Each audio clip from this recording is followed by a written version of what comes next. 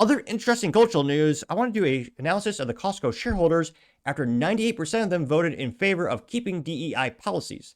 Now, this is one of those things where, yeah, I've never seen a vote. I mean, perhaps the only time I've seen a vote more than 98% is when I did a vote on the YouTube where I did a post where I asked people, do you think, Bill Burr said California is doing a great job managing the fire. And I asked people, do you think California is doing a good job managing the fire? And 100% of people said no. Granted, a very small sample size, about 48 votes, I believe, but nevertheless, the first time in years I've seen over 95% of darn near anything. Now, Costco, again, that was 98% voted in favor of it, which is astronomical. And again, this is not financial advice, but it looks like the stock market isn't too upset with that vote either. Now, this is, again, ridiculously successful. Again, so you guys always have to be careful with single variable analysis. This isn't the only reason the stock is growing. Their sales are going up. It's a great place to save money. There's a reason so many people have memberships there. I mean, again, not financial advice. Talk about lost business opportunity. In 5 years, their stock has gone up 234%. I mean, it's now over $1,000 for one share. That's bigger than Apple and CrowdStrike and all the big players. Bigger than Microsoft. Granted, per share, not market cap, but to me, it still is nearly unfathomable. It's over $1,000 per share. Even Amazon isn't that much per share, but I mean, look at that chart. It's going up like Nvidia. In the past year, it's gone up 46.72%. Year to date, 14.63%. Past month, 13%. Which, again, talk about just astronomical to the moon. Now, that being said, I was kind of wondering, so many people voted in favor of this. How is this possible? Is it because of institutional shareholders like we've seen before? Is it because there's so many individual shareholders? Is it similar to other companies where the founder of the company has a very big stake in the company still, like Elon, who is still the largest individual shareholder of Tesla, which again means you have a lot of sway in the vote? Well, spoiler, it looks like all the big players are there. Now, this is thanks to the Grok or Grook. I forget how you pronounce the AI from X, or as 5 people probably still call it, Twitter. But I simply asked it, who are the top shareholders of Costco? And in terms of institutional shareholders, these probably sound pretty familiar. Vanguard, they are the largest shareholder with approximately 9.3% to 9.4% of all the shares, which that is astronomical to say the least. And again, that's a big DEI. Well, they're a financial institution, yada, yada, but they are one of the ones who heavily believe in DEI and all those initiatives. They actually look at it as a barometer of should they invest in a company. And once they buy into the company, they want to expand those initiatives, those ideologies. Now you also have, spoiler, well, not really. Who would have thought it? BlackRock.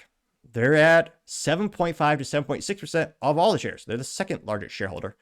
And then, of course, you have State Street as the third largest, coming in at 4.1 to 4.2%.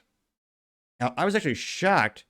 The CEO, well, as an individual, obviously is rich because it's a lot of money in terms of the shares. In terms of the percentage of the company, not as big as I thought. So they say among individual shareholders, Craig Jelinek, who's the CEO of Costco, he has a significant but relatively small portion of the shares. However, the exact number of individual shareholders like Jelinek can vary, but generally less than 1% of all the shares.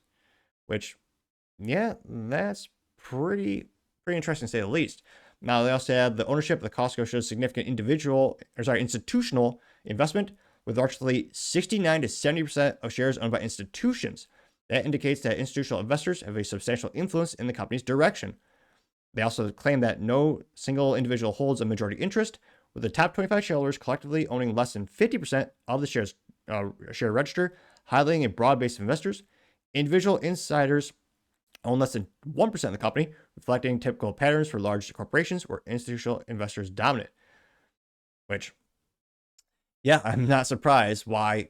Why would they vote overwhelmingly in favor of DEI? Well, all the big players of the company are very much in favor of it.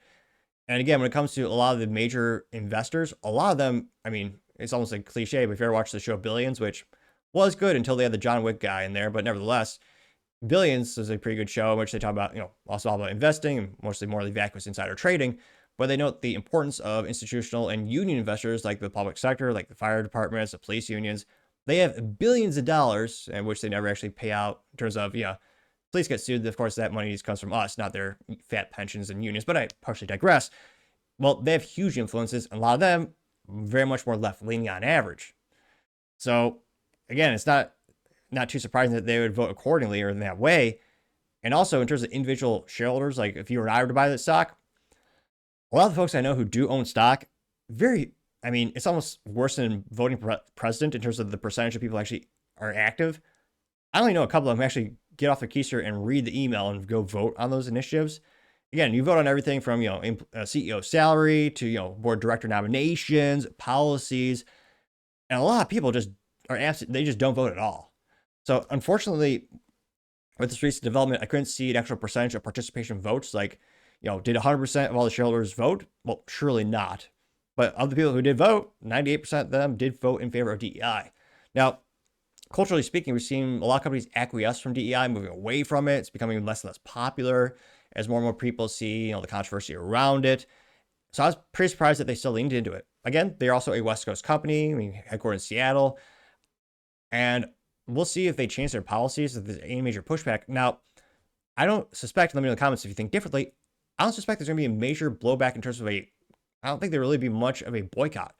The only competitor, realistically speaking, for big bulk groceries is Sam's Club, which has much fewer locations and, well, famously owned by Walmart as well. But a lot of people, no one really thinks Sam's Club is better than Costco. I mean, Costco has the better variety. Their white labeling or their brand, Kirkland, is just such a great value. It's just overwhelmingly better than Sam's Club. So there's not, you debate if Amazon's competitor. Amazon is poised to actually go past Walmart for total sales this year. But for bulk groceries, there's really not much competition. So I don't know how effective or realistic a protest would be. But let me know your thoughts, guys. As always, be fascinated to hear what you have to say. Thank you, everyone, for taking the time to tune in today. Again, trying to get to 4,000 subscribers by the end of the month. So if you can click that button, I greatly appreciate it. Also, give me a thumbs up, thumbs down, or comment. It's a great way to give me some additional feedback, letting me know how I can make the show better and better. Lastly, don't forget to take time to tell your family, tell your friends, tell your coworkers, heck, tell your enemies, tell anyone and everyone. Just stay safe and fight the good fight.